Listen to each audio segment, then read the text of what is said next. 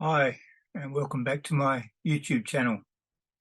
Just over a week ago, I attended the funeral of my good friend Howard Schulze. Schulze is the proper pronunciation, Schulze. Howard was a friend of mine who I met through the Parkinsons photography group. These are a group of people who have Parkinson's disease. They started up a photography group some years ago, and I joined in about 7 years ago, I think, maybe even 8 years ago now. And I've been leading the group for some time, although I don't have Parkinson's disease. But Howard was an amazing man, and I am really missing having weekly phone calls with him and exchanging emails and receiving emails of latest photos that he's taken, usually of the Brighton jetty. He lived not far from the Brighton beach in his house at Brighton in South Australia.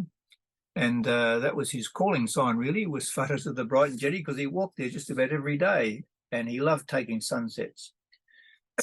Excuse me. I'm going to just share a little bit about his life. He was an amazing character. I've never met anyone who was so connected to people in different organisations through his friends, and he was a volunteer and all sorts of things. And I'll read out a little bit from his eulogy that his brother Peter read out at the funeral, which Peter kindly emailed to me. I won't read the whole lot out, but I'll read a little bit of it just to share a little bit of Howard's life, because I suggested to Peter I'd like to do a tribute on my YouTube channel to Howard. I'm going to just try and read a little bit of that then, and then I'll show you some photos. I'll just diminish myself here in the screen, and I'll see if I can. I'll put that over there.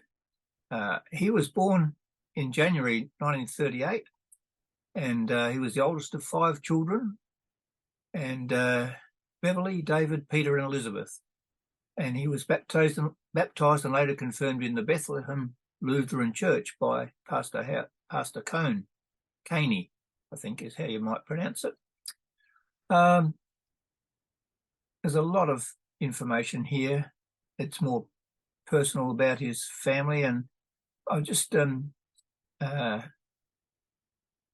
out some of the things that he loved to do. Peter said that in my early years, all 3 of us boys shared a bedroom, and Howard always had electronic projects, amplifiers, radios, record players, and speakers in various forms of completion. One would always be cautious when moving anything to check for bare wires and imminent electrocution, but somehow we survived. He's a man after my own heart. I had a room like that.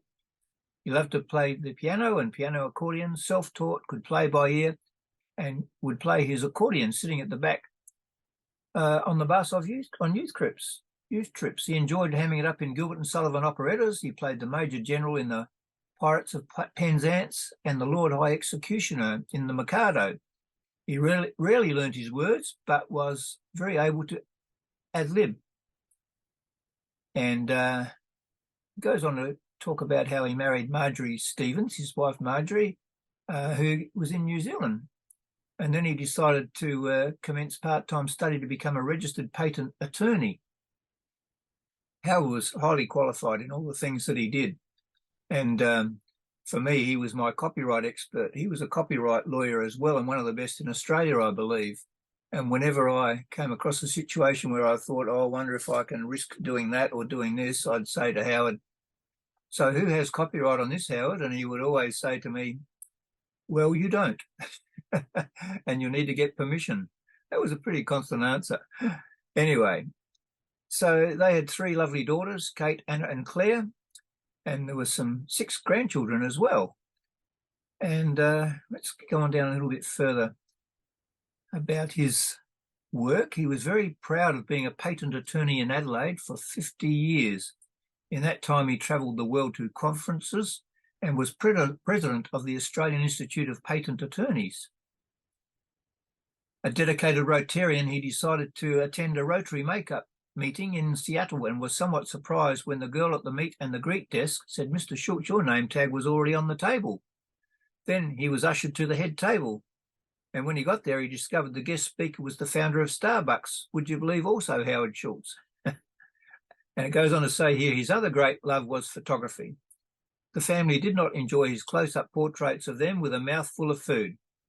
He particularly loved sunset shots. We hope that you will enjoy watching our photo presentation of some of his favourite pictures and think of all your favourite moments with Howard.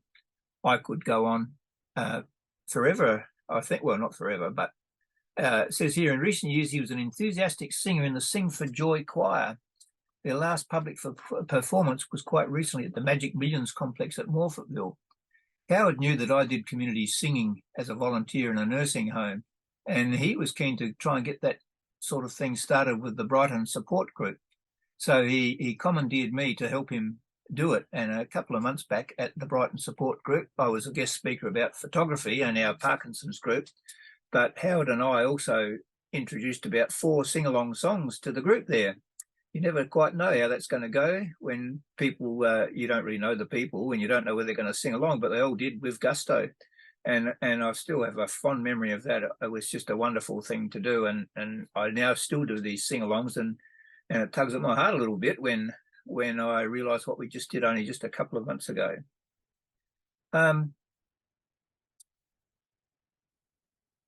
He did a lot of travelling, and there's a trip to Bolivia in South America where he got into trouble with the authorities and then got out of trouble. So I won't go into that. I'll probably just stop from the eulogy there, other than to say it was just a wonderful service that we had, and the retired pastor, I think his name was Bob Weebush, I think it was, from memory, and he gave a wonderful Christian service there. Now, let me just get out of this bit here. Okay, so now he had proper cameras, but he also had a Sony, and I don't remember what else he was. I've actually sold a couple of his film cameras on his behalf and actually bought one from him. But this is the Brighton Jetty, and this was just taken with his iPhone. One beautiful night, the beautiful sunsets you get down there, and I think that is an absolute cracker of a photograph. There's another version of it there. I know that must be just where I just changed the setting on it. So there's a couple more at the end of this short slideshow. I could show you heaps of photos, but not going to. That's Howard when we were taking some portraits one day in Parkinson's office there to put on our calendar. And that was the Sony digital camera that he used quite often. There he is. Wonderful man, one of my favourite photos of Howard.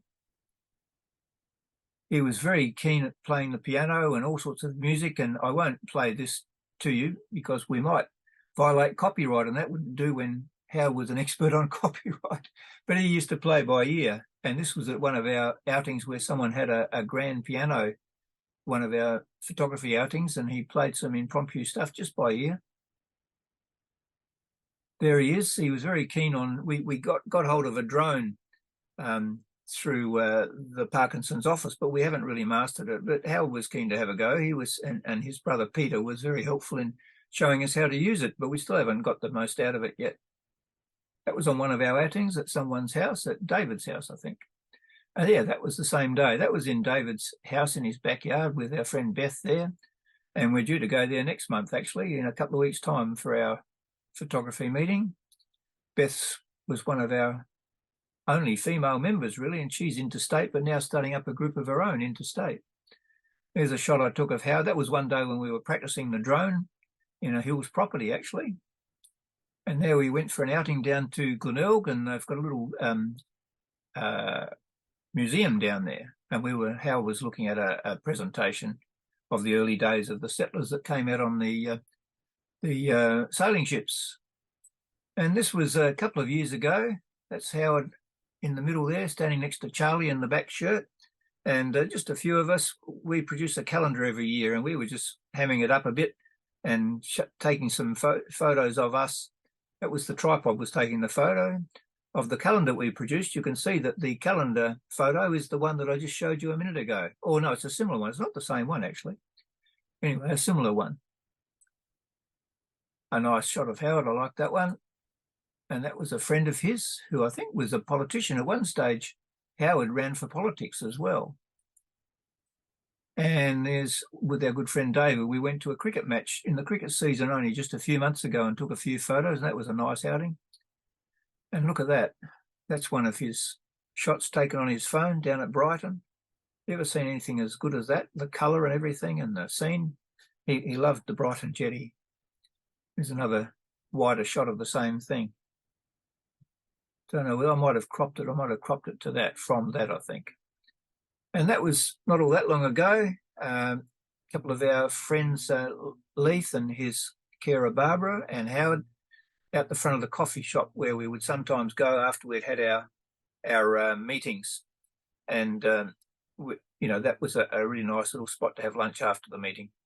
So I think that's about as much as I've got. Oh, no, it was the recent 40th birthday we did at Brighton Parkinsons support group. Howard was the producer of the newsletter, and he recently sent a copy of the newsletter just before he died. I took all the photos this particular day, and he produced an amazing newsletter. And I told him in an email before I got a chance to speak to him, actually, he died. And I told him, I said, the newsletter you produced on that occasion, Howard, should have won prizes. I think I'm almost to the end of this little presentation. Oh, no, these two shots here, these were the last two shots that he emailed to me on his way back from his holiday. This is in Sea Lake, I think. I'm not sure it's Victoria or New South Wales, and that's one of his nephews. Yeah, I know, that's the last shot. So he was always keen on his sunsets and silhouettes. He had a really good eye for a photo. The slideshow at the funeral was only pictures of his work, not of family shots like you usually get. Marjorie just wanted to pay a tribute to him with his photography, and it was very well received. He had some amazing photography there. So I'm just going to stop sharing there and come back here. So there you are, just a tribute to my friend Howard. It's really sad when close friends have passed on. He was another, I think, about 8 years older than me, but you didn't know the age difference. We really got on really well. Not that I'm a young guy, and it's really sad. But my condolences, and also from our photography group and all our friends in our photography circle, to Marjorie and the family and Peter. And we just will be remembering a wonderful man. And I think probably someone should name some sort of a trophy or something to remember him by within the circles that he moved in, particularly probably at Parkinsons. He was a great volunteer there, but in lots of other organisations as well. So there you go. I hope you found that interesting, and it's just a wonderful tribute, I think, anyway. It's about as good as I can do at the moment for my friend Howard Schulze, who was a wonderful man. So thanks for watching, and I'll see you next time.